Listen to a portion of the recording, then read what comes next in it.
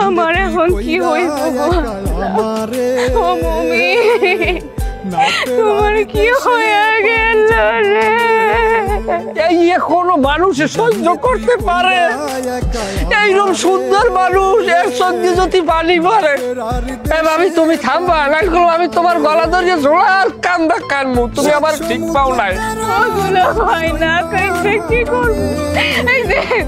আপনারা কইছিলেন আপনার শালারে যদি আমি বিয়ে করি তাহলে এই বাড়িতে সুখে শান্তিতে থাকবো আপনার শালারে পুলিশে ধরে নিয়ে গেছে দুলাভাই সুখের বদলে আমার কান্দনি লাগবো নাকি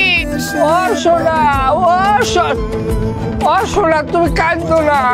তোমার স্বামী জেলে গেছে তাতে কি হয়েছে আমরা তো আছি কি কও ভাইরা আমি তো নিজেই কই আরে শালা তো আমাকে ভাইয়ের মতো সে গেছে আমরা আছি আমরাই তোমার স্বামীর মতো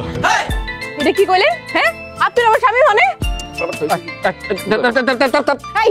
আপনার আমার স্বামী হইতে যাবেন কেন আরে ইয়ানে ছি তো কিছু নাই তুমি আমাকে হালাবো তোমার দুলাভাই একটা কথা কইছে এটা লই তো তোমার এত ইয়ে লাগে না তুমি একটা জিনিস তোমার মাথায় রাখবা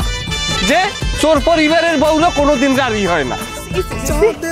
দুলাভাই আরে এখানে সি বলার কিছু নাই আমরা তো তোমার সাথে কোনো বাজে কথা বলি না